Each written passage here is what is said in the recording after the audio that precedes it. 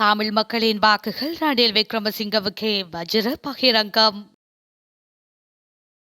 அதிகரிக்கும் வெப்பம், யாழில் குடும்பஸ்தர் ஒருவர் உயிரிழப்பு. கொழும்பில் பணத்திற்காக பெண்களை விற்பனை செய்யும் நிலையம் சுற்றி வளைப்பு.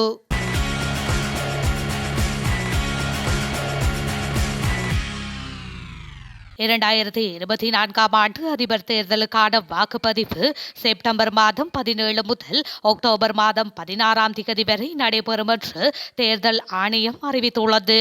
ஆணையம் வெளியிட்டுள்ள அறிவிப்பின்படி குறிப்பிட்ட காலத்திற்குள் வேட்பு மனுக்கள் கோரப்படும். அத்தோடு அதிபர் தேர்தலுக்கான கட்டுப்பண தொகையை அதிகரிப்பதற்கு தேர்தல் கண்காணிப்பு அமைப்புகள் வலியுறுத்தியுள்ளதாக தேர்தல் ஆணைக்குழுவின் பிரதானி AL ரத்நாயக்க தெரிவித்துள்ளார். குறித்த தீர்மானமானது நாடாளுமன்றம், சட்டமா அதிபர் திணைக்களம், ஏனைய பொது நிறுவனங்கள் மற்றும் தனியார் துறையினரின் யோசனைகளின் அடிப்படையிலேயே பரிந்துரை செய்யப்பட்டுள்ளதாகவும் தேர்தல் ஆணைக்குழு தனித்து இதனை எடுக்கவில்லை என்றும் அவர் குறிப்பிட்டுள்ளார். அதிக வெப்பம் காரணமாக யாழ்ப்பாணம் பொன்னாலை கட்டுவன் பகுதியில் குடும்பஸ்தர் ஒருவர் உயிரிழந்துள்ளார். சிவஞானம் ஜெயக்குமார் எனும் 45 வயதுடைய குடும்பஸ்தரே நேற்றைய தினம் உயிரிழந்துள்ளார். குறித்த நபர் நேற்று பிற்பகல் 1:45 மணியளவில் மது போதையில் இருந்ததை அவரது மகள் அவதானித்துள்ளார். பின்னர் 3:30 மணியளவில் அவர் வெயிலில் கீழே விழுந்து இருந்ததை அவதானித்துள்ளார்.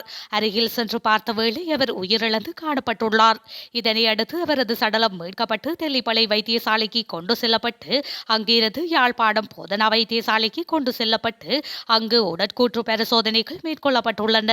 அவர் அதிக வெப்பம் காரணமாக உடலில் 10க்கும் மேற்பட்ட எரிகாயங்கள் ஏற்பட்டு உயிரிழந்ததாக பிரேத பரிசோதனைகளில் தெரியவந்துள்ளது.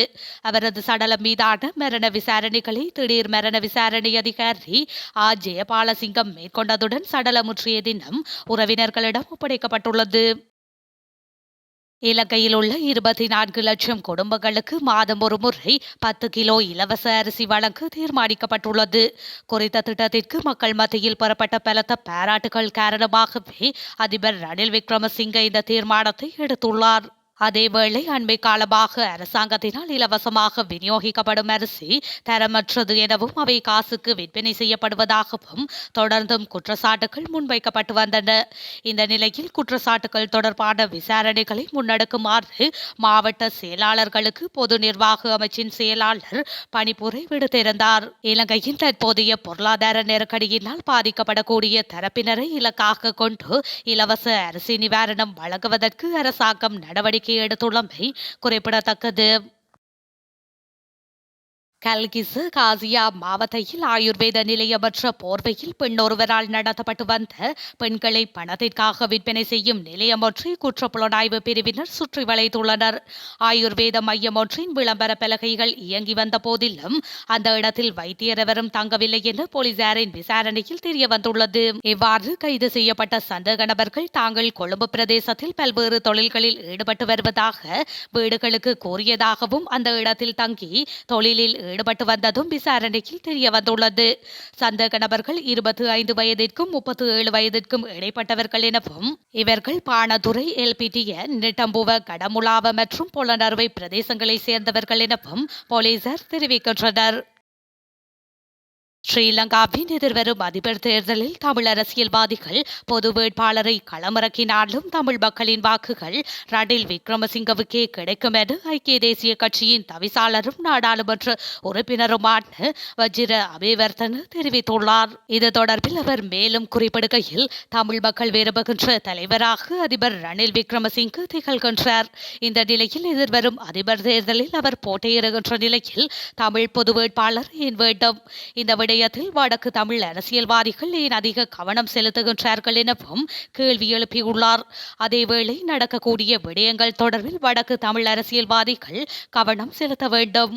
அதேவேளத்து மக்கள் விரும்பாத சாத்தியம் இல்லாத விடயங்கள் தொடர்பில் பேசி காலத்தை வீணடிக்க கூடாது. அந்த வகையில் தமிழ் பொது வேட்பாளர் விடயமும் தேவையற்ற ஒன்று. தமிழ் பொது வேட்பாளர் தொடர்பில் வடக்கு தமிழ் அரசியல்வாதிகள் என்ன தீர்மானம் எடுத்தாலும் எதிர்வரும் அதிபர் தேர்தலில் ரணில் விக்ரமசிங்கவுக்கே தமிழ் மக்கள் ஆதரவு வழங்குவார்கள் எனவும் தெரிவித்துள்ளார். முன்னாள் ராஜாங்க அமைச்சர் டயானா கமகே மிக விரைவில் குற்றப்புலனாய்வு திணைக்களத்தினால் கைது செய்யப்படலாம் என தகவல் வெளியாகியுள்ளது. டயானா கமகே வெளிநாடு செல்வதற்கான தடை உத்தரவு ஒன்று இன்று கொழும்பு பிரதான மாஜிஸ்ட்ரேட் திலின கமகேவினால் வழங்கப்பட்டிருந்தது. அதற்கு மேலதிகமாக இலங்கை பிரஜா உரிமை வைத்திருந்ததாக தவறான தகவலை கூறியமை, விசா அனுமதி இல்லாமல் நாட்டில் தங்கியிருந்தமை, தவறான தகவல்களை முன்வைத்து ராஜதந்திர கடவுச்சீட்டை பெற்றுக் கொண்டமை உட்பட காரணங்களை முன்வைத்து முன்னாள் எம்பி டயானா கமகேவை கைது செய்வதற்கான ஆலோசனைகள் நடத்தப்படுவதாக அறிய முடிகின்றது. டயானா கமகேக்கு எதிரான நீதிமன்ற தீர்ப்பின் பிரதி உத்தியோகபூர்வமாக கிடைத்த பின்னர் அது தொடர்பில் சட்டமா அதிபரின் ஆலோசனையை பெற்று குற்றப்புலனாய்வு திணைக்களத்திடம் முறையிட குடிவரவு குடியகல்வு திணைக்களம் தயாராகி வருவதாக தெரிவிக்கப்படுகின்றது. இதேவேளை நீதிமன்ற தீர்ப்புக்கு அமைய இதுவரை காலம் டயானா கமகே பெற்ற எம்பிக்கான ஊதியம், ராஜாங்க அமைச்சருக்கான ஊதியம், கொடுப்பனவுகளை அவரிடமிருந்து அறவிடவும் மேற்கொள்ளப்பட வேண்டிய நடவடிக்கைகள் குறித்தும் இன்னொரு தரப்பு சட்ட ஆலோசனைகளை பெற்றுள்ளதாக தகவல்கள் வெளியாகியுள்ளன. நாடளாவிய ரீதியில் மேற்கொள்ளப்பட்ட பாதாள உலக குழுக்களின் செயற்பாடுகளை கட்டுப்படுத்துவதற்காக உருவாக்கப்பட்ட 20 குழுவினரால் முன்னெடுக்கப்பட்ட விசேட சுற்றி வளைப்பில் ஒரே நாளில் குறித்த குழுக்களை சேர்ந்த 11 பேர் கைது செய்யப்பட்டுள்ளனர். இந்த கைது நடவடிக்கை நேற்று முன்னெடுக்கப்பட்டுள்ளதுடன் குழுக்களோடு தொடர்புகளை பேணினர் என்று கூறப்படும் மேலும் 16 சந்தேக நபர்களையும் கைது செய்துள்ளதாக போலீஸ் ஊடக பிரிவு தெரிவித்துள்ளது. இந்த நிலையில் கடந்த மாதம் 19ஆம் தேதி ஆரம்பிக்கப்பட்ட சுற்றி வளைப்பு நடவடிக்கையில் இதுவரையில் பாதாள உலக குற்றக்குழுக்களை சேர்ந்த 913 பேர் கைது செய்யப்பட்டுள்ளதாகவும் தெரிவிக்கப்படுகின்றது. அமைச்சர் பதவியிலிருந்து விலகுமாறு சிலர் அழுத்தம் கொடுத்து வருவதாக பொதுமக்கள் பாதுகாப்பு அமைச்சர் டெராடலஸ் தெரிவித்துள்ளார். போதைப்பொருள் வர்த்தகர்களுடன் தொடர்புகள் பேணும் தரப்பினர் இவ்வாறு அழுத்தம் பிரயோகித்து வருவதாக குறிப்பிட்டுள்ளார்.